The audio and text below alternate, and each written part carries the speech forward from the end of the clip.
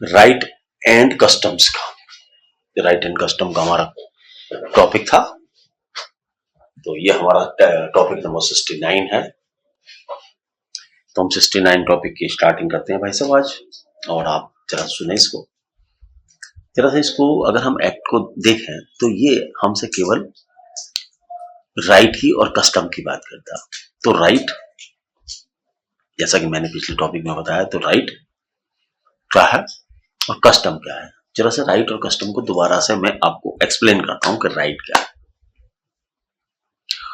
कोई राइट्स जो आप किसी चीज में यूज करते आ रहे हैं,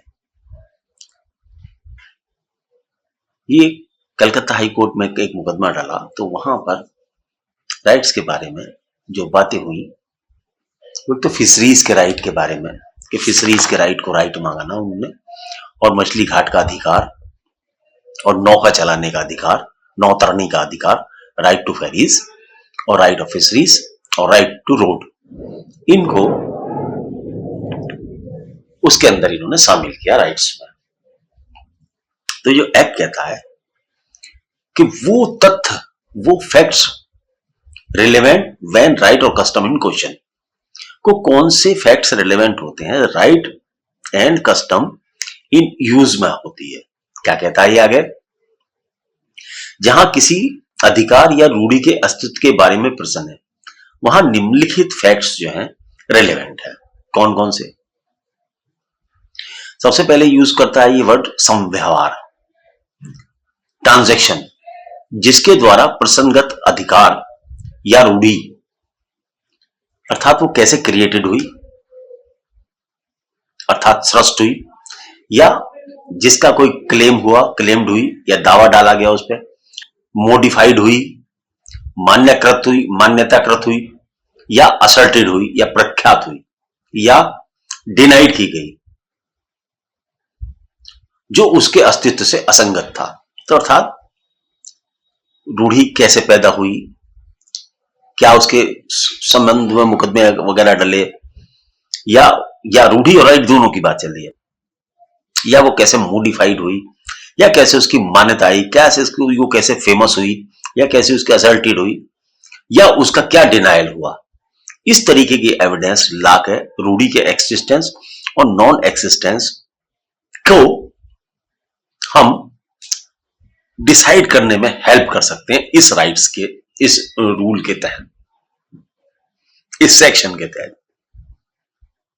फिर यह कि कुछ विशिष्ट उदाहरण भी इन राइट्स को या रूढ़ी को इसको एक शब्द और कहा जाता है, प्रथा।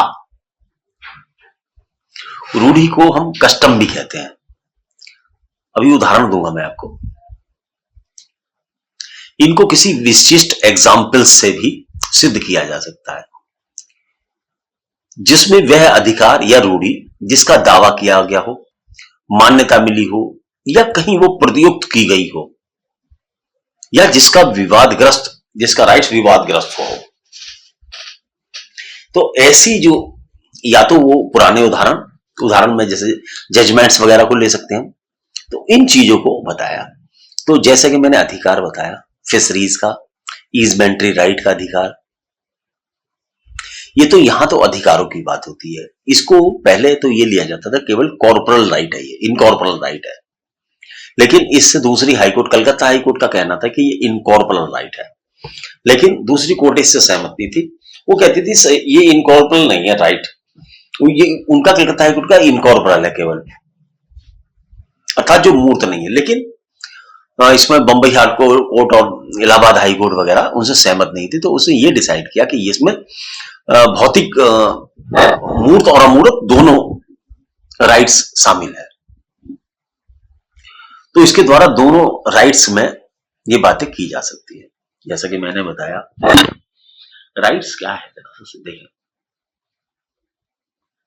कहीं कोई राइट्स मिला हुआ है आपको, मान लो लिखित नहीं है, वो कस्टमरी दादा पड़बाबा के हिसाब से आपके चला आ रहा है, कस्टम वैसी है, मतलब राड़ी बात, वो अधिकार।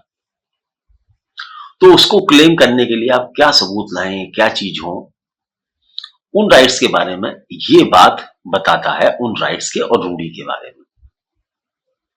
यहां रूढ़ी हम और बताते चले, रूढ़ी क्या है? रूढ़ी से मतलब ये है कि जो कोई बात या प्रथा हमारे यहाँ काफी दिनों से चली आ रही हो, हम लोग उसे मानते हो, उस पर विचार करते हो,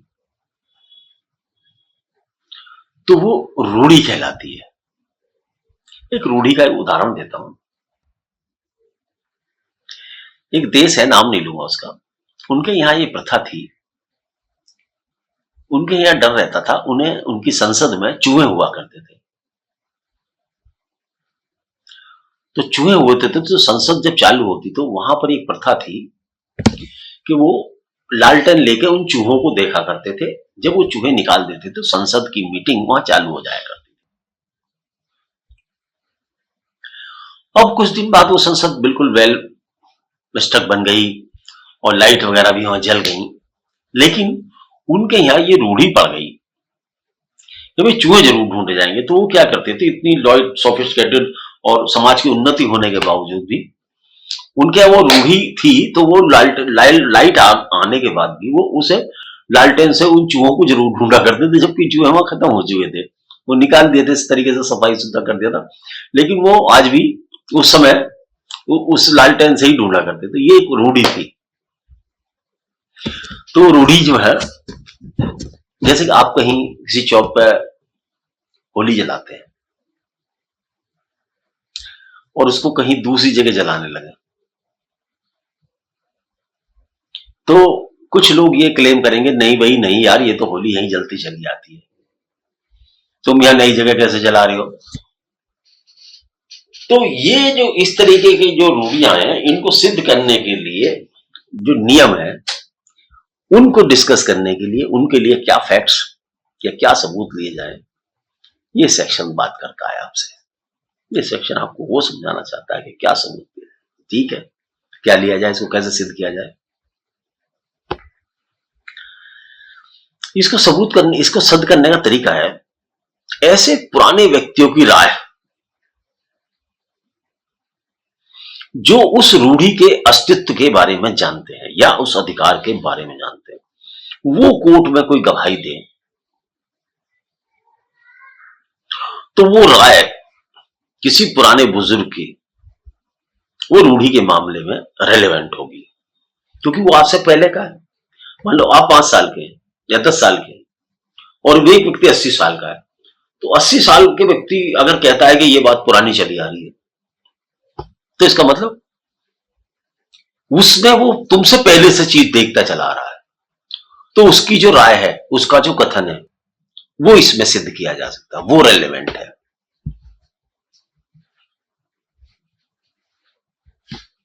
क्या रेलेवेंट है?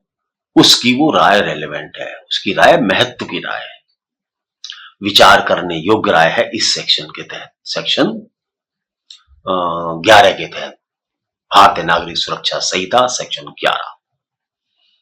वैसे तो इसकी बहुत सारे इंपॉर्टेंट सेक्शन है, सारी धीरे धीरे करके बताऊंगा आपको, लेकिन कुछ सेक्शंस छोड़ूंगा अभी जो रेलेवेंट नहीं होंगे, और इससे आगे आगे जैसे जैसे चलेगी एविडेंस कलेक्ट कर। मैं एक बात बताऊं, ये पुलिस ऑफिशियल्स के लिए बहुत इंपॉर्टेंट किताब है। उन्होंने क्या एविडेंस कलेक्ट करनी चाहिए इन्वेस्टिगेशन में, लेकिन सच्चाई है कि ये किताब ही किसी को नहीं पता आता। जिनकी 33-40 साल की प्रैक्टिस है, वो लोग भी इसमें पारंगत नहीं है इस किताब में। और 25 पेज का एक्ट नहीं है,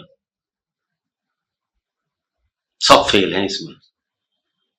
सबसे मतलब मेरा ये नहीं है, सबसे कह रहा हूं मैं, मतलब 98% आदमी इसमें पारंगत नहीं है। इसमें बहुत लोगों को नहीं पता कि एविडेंस क्या लाई जाए, तो और पुलिस ऑफिशियल्स को लोग तो खास करके उनको इतनी पढ़ाई नहीं जाती, वो इतना ध्यान नहीं देते, और इसीलिए जो है हिंदुस्तान के अंदर 99% एक्विटल होते हैं केस। 99% एक्विटल का रेट है, अगर आपको यकीन आ जाए तो। जो पता ही नहीं तो क्या होगा, यही होगा। चले जरा सा और आगे चलें। पुराने व्यक्ति को राय, ऐसे व्यक्तियों के कभी कोई बयान, कोई कथन जिनकी मृत्यु हो चुकी हो, कभी उन्होंने किसी के सामने कहा हो कोई ऐसी बात कि भाई हमारे पूर्वज ऐसे कैसे चले आते थे, मेरे पिताजी कहते थे ऐसी कोई बात, ऐसी कोई कथन, या ऐसे व्यक्ति जिनको आसानी से न्यायालय तक नहीं लाया जा सकता और देरी के बिना प्राप्त, देरी हो जाएगी जिन्हें लाने में, ऐसे व्यक्तियों की, पुराने व्यक्तियों की बातें राय और अधिकार, सॉरी, रूढ़ी को सिद्ध करने के लिए आवश्यक हो सकते हैं। ऐसी कोई ट्रांजैक्शन, ऐसे कोई लेन देन, ऐसे कोई ट्रांजैक्शन, ऐसे कोई व्यवहार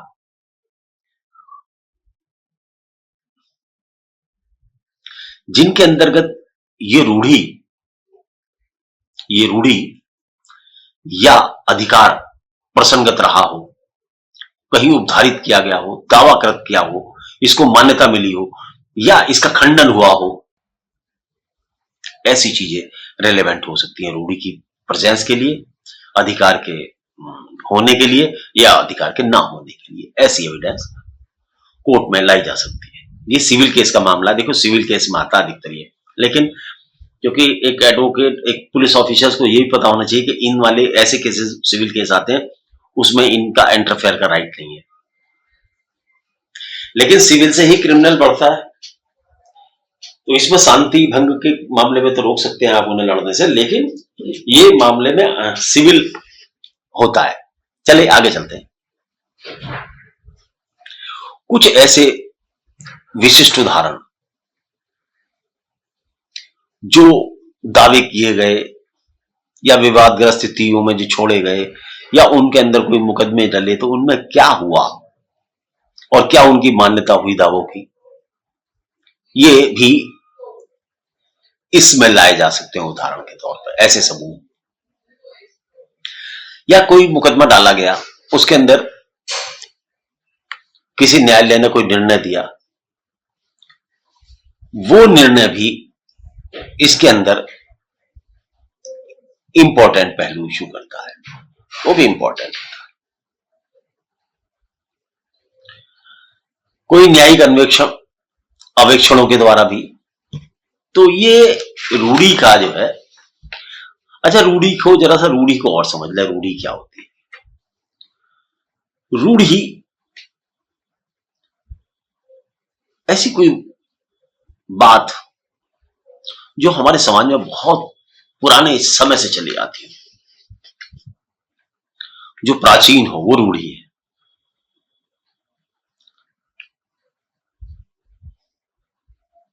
कंटिन्यूस चली आती है, कंटिन्यूस चली आती है, निरंतरता है उसके अंदर। जैसे हम दिवाली मनाते हैं, एक प्रथा है हमारे यहां, होली जलाते हैं, एक प्रथा है, चली आती है, होली जलती चली आती है। कभी कभी आपने देखा होगा, बहुत से यहाँ ये होता था कि राजा का जो सबसे बड़ा पुत्र होगा उसे ही राजगद्दी सौंपी जाएगी, छोटे को नहीं। अगर मां बाप मर जाते हैं तो बड़ा पुत्र ही क्रिया में बैठेगा, अगर बड़ा पुत्र है तो छोटा नहीं बैठेगा, अगर बड़ा पुत्र ना नहीं है तो सबसे छोटा बैठेगा, बीच वाले नहीं बैठेंगे। तो ये क्या है, ये रूढ़ी तो है, लेकिन इनको लीगल मान्यता मिल चुकी है समाज में। जब ऐसी रूढ़ी हम मानते चले आते हैं तो मान्यताकृत होती आती हैं, जिनकी हम इज्जत करने लगते हैं, सम्मान कर लेते हैं और हम उन्हें विधि मान लेते हैं। तो ऐसी विधियों को सिद्ध करने के लिए इसमें साक्ष्य अधिनियम में ये प्रचलन बनाए गए हैं। अच्छा, वो रूढ़ी युक्तियुक्त होनी चाहिए, रीजनेबल होनी चाहिए, ये तो रूढ़ी खत्म हो जाएगी। जैसे हमारे यहां सती प्रथा थी, युक्तियुक्त नहीं थी, खत्म कर दी गई, आज नो एक्सिस्टेंस नहीं है। छुआछूत, ये भी हमारे यहां रूढ़ी थी, एक प्रकार की रूढ़ी थी, और क्या थी, बुराई थी, कुरीति थी, खत्म कर दी गई। अर्थात रीजनेबल होनी चाहिए रूढ़ियां, निश्चित, सर्टेन होनी चाहिए, अनिवार्य होनी चाहिए और गैर जिम्मेदाराना ना हो, अर्थात हमारे चरित्र को खराब करने वाली ना हो। तथा समाज की विरोधी ना हो, समाज को नुकसानदायक ना हो, तो ऐसी रूढ़ियों को हमारे यहां रूढ़ी कहा जाता है। ऐसी मान्य रूढ़ियां कहलाती है। कुछ रूढ़ियां व्यक्तिगत भी होती हैं, कुछ सामान्य रूढ़ी भी होती हैं, कुछ सार्वजनिक भी होती हैं। जैसे हिंदुओं में इसे प्रथा माने, अगर किसी लड़के लड़की की शादी होती है और उनके 7 फेरे नहीं होते, तो हिंदू धर्म के मुताबिक वो शादी शादी नहीं है, वो लीगल मैरिज नहीं है जहां 7 फेरे नहीं हुए।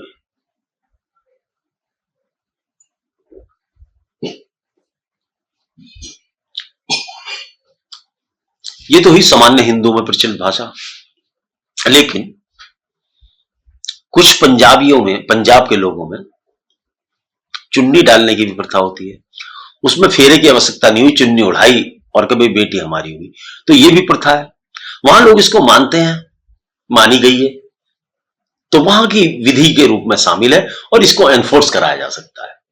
तो कोई आदमी ये नहीं कह सकता हिंदू होने के बाद भी कि जी साहब हमारे यहाँ तो 7 फेरे हुए नहीं थे तो ये हमारी पत्नी नहीं है। नहीं, अगर वहां रूढ़ी थी, ये रूढ़ी प्रचलन में थी, लोग कहते हैं, मानते हैं उसको, तो फिर वो एप्लीकेबल होगी। तो रूढ़ी सार्वजनिक भी होती है। तो रूढ़ी के कई प्रकार हैं।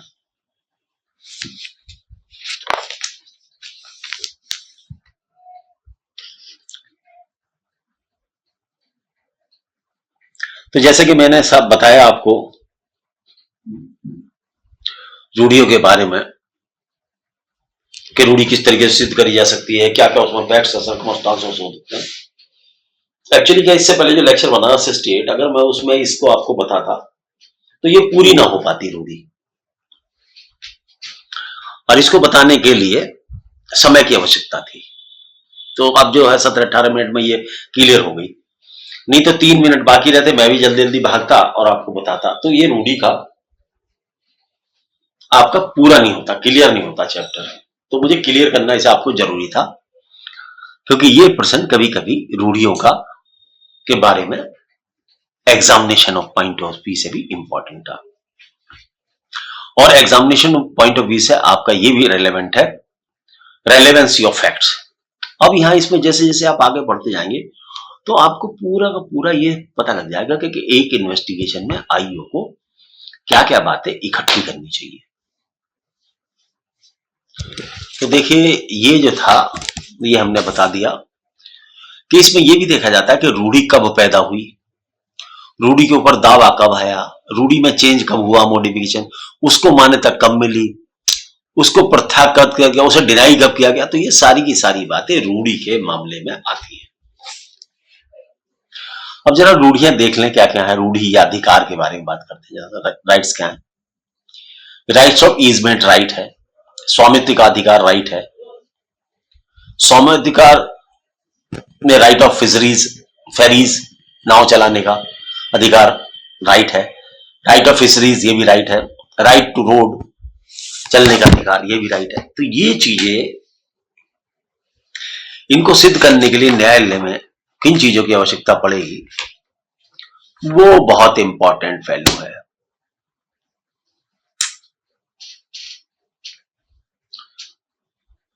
देखिए, एक चैप्टर है, मैं यदि उसे पढ़ाने लगूं आपको, अभी 10 मिनट है, 10 मिनट में वो पूरा नहीं हो पाएगा। सेक्शन 12 है, बताने को तो बता दूं, 10 मिनट में करते थे, कवर कर लेते हैं, नहीं तो आगे भी टॉपिक पढ़ेंगे, कल को और बताएंगे।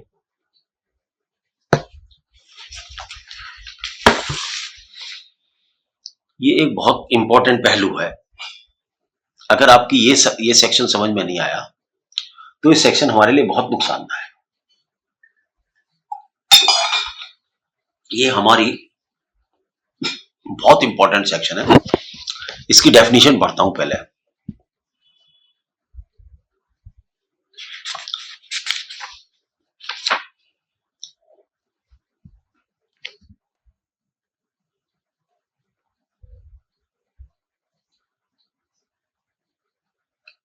धारा 12, सेक्शन 12 भारतीय साक्ष्य अधिनियम, मन या शरीर की दशा या शारीरिक संवेदना का अस्तित्व दर्शित करने वाले तथ्य, fact showing existence of state of mind और बॉडली फीलिंग। मन की कोई भी दशा जैसे इंटेंशन, नॉलेज, गुड फेथ,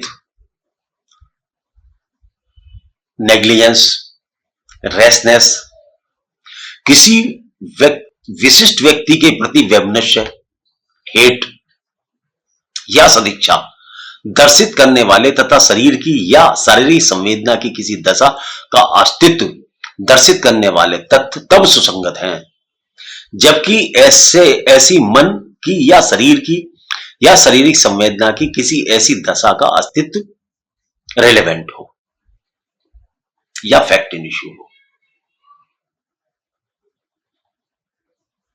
स्पष्टीकरण सुने जरा सा इसका।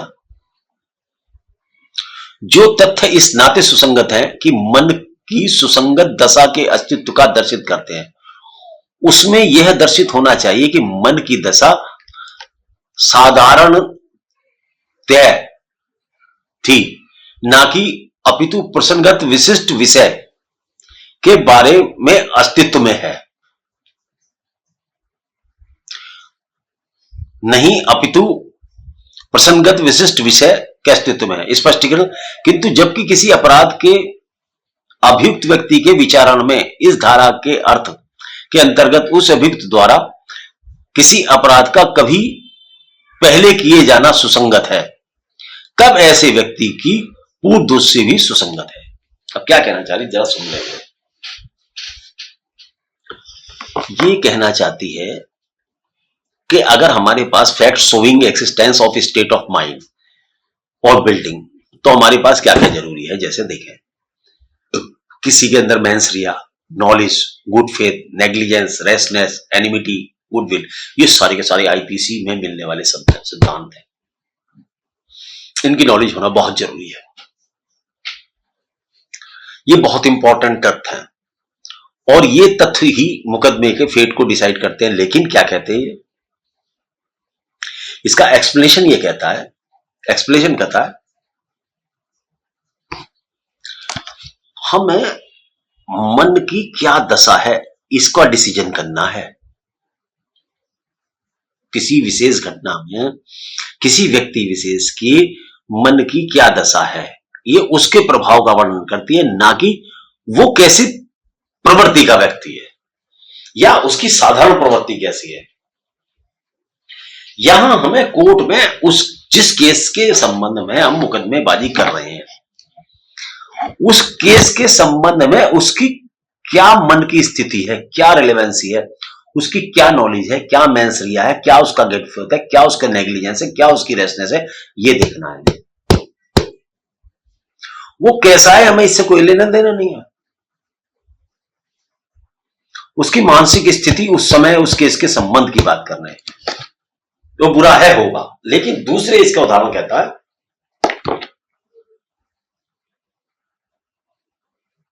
लेकिन यदि कोई व्यक्ति प्रीवियस कन्विक्टेड है और उस पर दोबारा भी अपराध इसी तरीके का हो रहा है, तो प्रीवियस कन्विक्शन को भी का जो सबूत है वो न्यायालय में दिया जा सकता है। अब इसके उदाहरणों पर जरा सा गौर मारते हैं।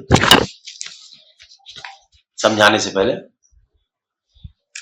एक बात तो याद रखें कि ये न्यायालय के विवेकाधार, वैसे तो सारे ही सेक्शन विवेकाधार है, एप्रिसिएशन ऑफ एविडेंस कोर्ट का अपना होता है, लेकिन ये सेक्शन जज साहब को एक विवेक देता है कि वो किसी बात को कितने लेवल तक माने या ना माने। तो ये विवेक अधिकार पर डिसाइड किया जाता है, मेंसरिया वगैरह।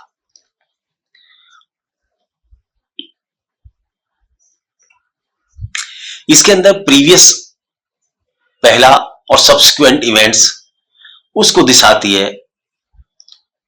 मन की दशाएं इंटेंशन है, गुड फेथ है, नॉलेज है, नेग्लिजेंस, इलविल और रैशनेस है, ये इसको बताती है। तो ये सारी की सारी बातें स्पष्टीकरण बताती हैं, ये बताती हैं। अब जैसे दो चार उदाहरणों से मैं आपको इसे क्लियर करता हूं।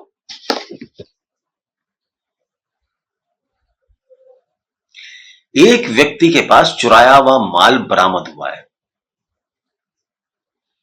और उसको ये ऊपर आरोप है कि इसने चोरी का माल रखा हुआ है, इससे प्राप्त हुआ है, रखता है, ये प्राप्त करने का अधिकार है। और ये हम सिद्ध कर देते हैं कि उसके पास, उसके कब्जे में कोई चुराई हुई चीज थी। अब यहां दूसरा तत्व है, एक व्यक्ति से हमें चोरी का माल बरामद हुआ, ठीक है, लेकिन उसी व्यक्ति से उसी समय जब हमने बरामद किया तो और भी बहुत सारा चोरी का माल बरामद हुआ। तो यहां जो उसकी ये जो चोरी का उसके दो और भी माल रखा, तो ये उसकी प्रवृत्ति प्रदर्शित करता है। ये एग्जाम्पल क्या है, उसकी प्रवृत्ति प्रदर्शित करता है कि उसकी हैबिट कैसी है, प्रवृत्ति रखने वाला होने के नाते सुसंगत है, क्योंकि ऐसी चीज उसके कब्जे है जिसमें वह हर एक और सबके बारे में जानता है कि चुराई हुई है। ये उसकी नॉलेज भी रखता है, इसका मतलब उसे ये भी पता है कि वो चोरी की चीजें रखता ही रखता है।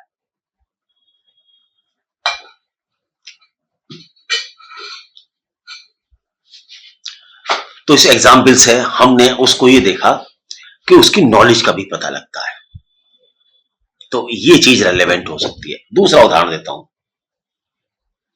एक आदमी के पास से नकली नोट बरामद हुआ, उसके ऊपर यह आरोप है कि वो नकली नोट एक आदमी को चला रहा था, लेकिन तो ये तो हो गया कि जिस समय वो उसे डिलीवर कर रहा है वो जानता है कि कुटकुरत है, लेकिन उसकी जेब से और भी नकली नोट बरामद हुए।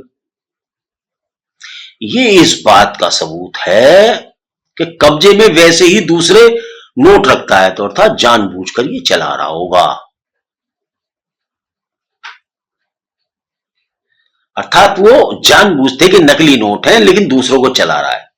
देखिए 100 नोट है उसके पास में, 2 नोट नकली निकल जाए तो ये मानते हैं कि ये आ गए होंगे,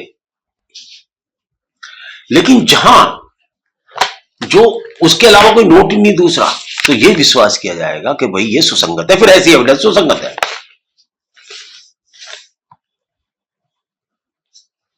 कै के पास, एक आदमी के पास एक कुत्ता है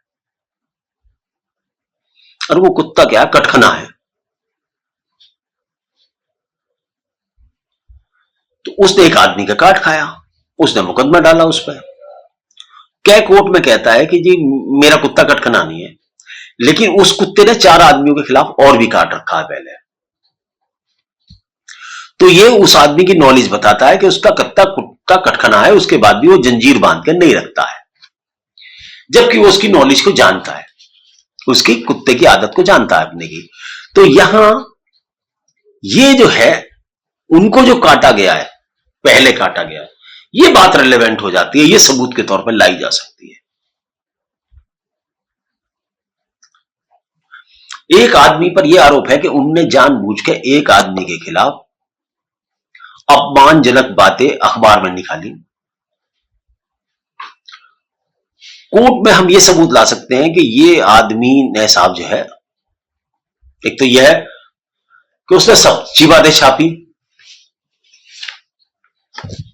तो कोई बात नहीं, अगर झूठी बातें छापी तो गलत है, लेकिन हम ये सबूत लाया गया कि इस आदमी से इस आदमी की दुश्मनी थी, इसलिए इनने ये बातें छापी हैं, तो सजा का केस है। लेकिन ये लाया जाता सबूत कि इसकी इससे कोई दुश्मनी नहीं थी, इसने जो कुछ छापा है न्याय हित में छापा है, तो फिर ये केस सिद्ध नहीं किया जा सकता।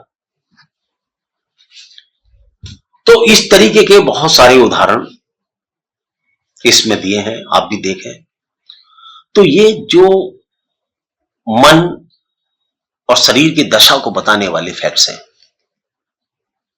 Mens rea, knowledge, good faith, negligence, rashness, enmity, ये सारे के सारे यहां पर कंसिडर नहीं है।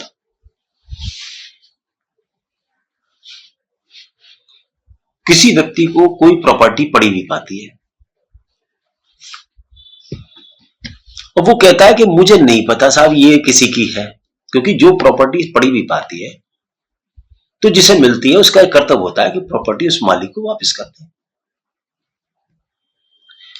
लेकिन वो व्यक्ति वापस नहीं करता उस प्रॉपर्टी को।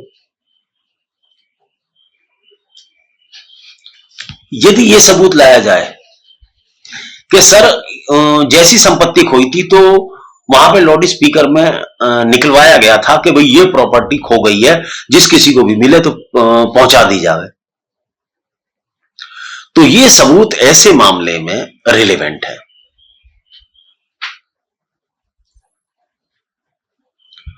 इसी तरीके से नेग्लिजेंस के मामले में, नॉलेज के मामले में, गुड फेथ के मामले में, एनिमिटी के मामले में, गुडविल के मामले में, ये वाला सेक्शंस बहुत इंपॉर्टेंट होगा।